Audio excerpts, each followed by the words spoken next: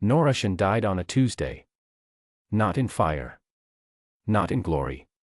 She died in the passenger seat of a car that was not hers, on a highway she had never wanted to take, running an errand for a woman who had told her that very morning that she was too sensitive and, honestly, a bit exhausting to be around. The truck came from the left side. She did not scream. She did not have time. The last thing her eyes found, in the half-second before everything stopped, was Celeste's designer handbag sitting perfect and untouched on the back seat. Jasmine perfume. Gold zipper. Not a scratch on it. Nora had spent 11 years taking care of that bag. Taking care of that friendship. Taking care of Celeste Yao, who had never once asked if anyone was taking care of Nora. She was 34 years old when she died. She had never once chosen herself. She woke up 23. The ceiling above her was white with a water stain shaped like a rabbit. The mattress under her was thin and cheap and familiar. Through the crack under the door came the smell of dining hall noodles and floor cleaner and that specific sadness that belongs only to dormitories in winter. Nora lay completely still. She stared at the rabbit-shaped stain for a long time. She listened to the sounds of the hallway. A door closing. Someone's music, muffled and far away. A girl laughing at something on her phone. Then she sat up, pulled a notebook from the desk beside her bed, and made a list. Not of people to save. She had spent one entire life doing that. She knew how it ended. This list was different. She had met Celeste Yao in the second semester of sophomore year, at a study group for a literature class neither of them cared about. Celeste had walked in 12 minutes late, sat down like she was doing the room a favor, and smiled at Nora in a way that made Nora feel like she had been chosen for something important. That smile. That was where it had started. Celeste was the kind of person who made ordinary things feel like events. She talked with her whole body. She remembered details about people, your sister's name, your coffee order, the city you grew up in, and she repeated them back to you at exactly the right moment, so you always felt seen. But Nora understood now, standing on the other side of 11 years and one death, that there is a difference between being seen and being useful. Celeste had never been interested in Nora. She had been interested in what Nora could hold for her. And Nora had held everything. She had held Celeste's secrets, her borrowed money, her midnight crying calls, her fights with her mother, her failed situationships, her good news and her bad news and all the ordinary drama she produced the way some people produce laundry, constantly, without apparent effort, and always expecting someone else to deal with it. Nora had dealt with all of it. Gladly. Gratefully. Because in her first life, she had confused being needed with being loved. She was not going to make that mistake again. The thing with Marcus happened in November. Junior year. It happened the same way it had happened the first time, because the past does not change just because you have lived through it before. The past only offers you a different response to the same test. Marcus Chen was Celeste's boyfriend and Nora's academic mentor.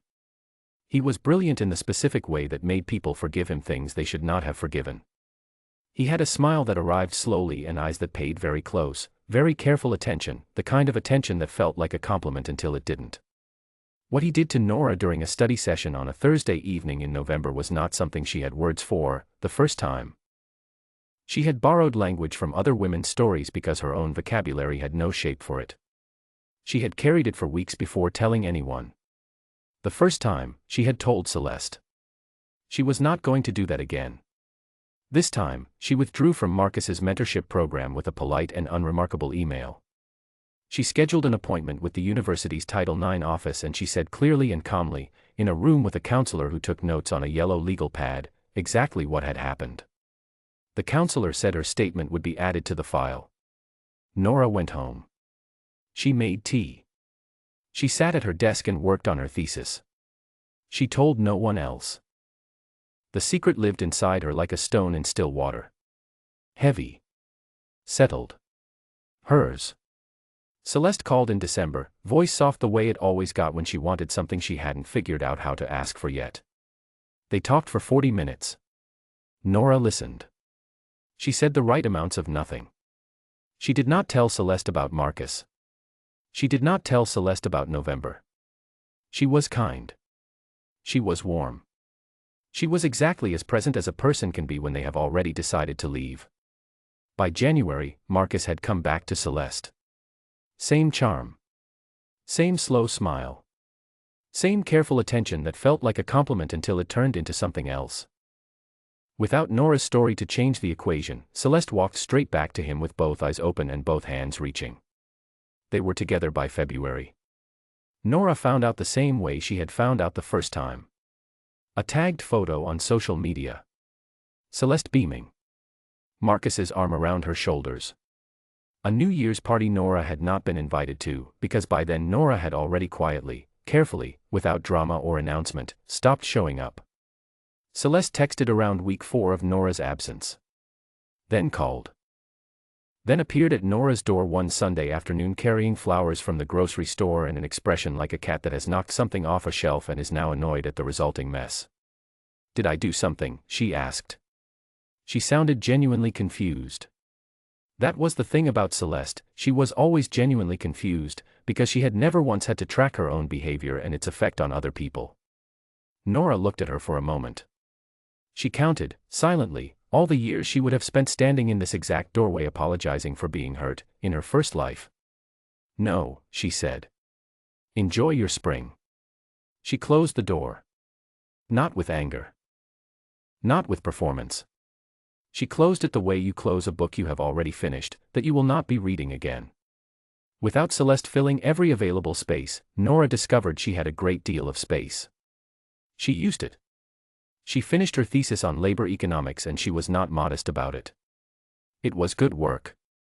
Rigorous and clear and occasionally funny in the footnotes, which her advisor said was unusual and which Nora took as the compliment it was. It was submitted to a journal in March and accepted in May. She read the acceptance email 3 times. Then she closed her laptop and went for a long walk alone and let herself feel exactly as proud as she was, without shrinking it for anyone. She made one friend. Her name was Hua, and she was a doctoral student in comparative literature who communicated primarily through references to texts Nora had not read, and who once brought a live bird to a seminar because she said it was relevant to her argument. It was not relevant to her argument. Nora had never laughed so hard in an academic setting in either of her lives. Hua was strange and specific and loyal in the quiet way that people are loyal when they mean it. She did not need Nora to hold things for her. She held her own things. She held some of Nora's too, because that is what friendship is, a voluntary exchange between people who both show up. Nora had not known that. In her first life, she had not known that. She knew it now. 2 years passed. The Title IX report, Nora's report, filed quietly on a Thursday in November, turned out not to be alone. There were 4 of them in the file by the end. The accumulation was what mattered. Institutions do not move quickly, but they do move when not moving becomes more expensive than moving. Marcus Chen was removed from his position. It was quiet, the way these things often are. His name disappeared from departmental websites. His graduate students were reassigned. His funding ended. He appeared briefly on a professional networking site with a new title at a smaller institution in a different state. Then that position ended too. Then there was no more appearing. Nora heard about this from Hua, who had heard it from someone on an email list for graduate students. Hua forwarded the message with no comment except a single punctuation mark, a period, which from Hua meant more than most people's paragraphs. Nora read the forwarded message once. She closed her laptop. She made tea. She sat at her kitchen table in the apartment she now had entirely to herself, and she felt something that was not satisfaction and not relief and not happiness exactly, but was something in the neighborhood of all 3. Something like a long sentence finally arriving at its period. Correct. That was the word. It felt correct. She did not celebrate. She did not call anyone. She sat with the feeling until it settled, and then she washed her cup and went to bed. Celeste found out from Marcus. Of course she did. He told her in the middle of an argument, one of the kind that Marcus was expert at engineering, where he was somehow always the one who had been wronged. He mentioned Nora's name and the report in the same sentence, casually, as though it explained something about Nora's character. As though Nora was the one who had behaved badly. Celeste arrived at Nora's apartment on a Wednesday evening. She was carrying flowers. Not grocery store flowers this time.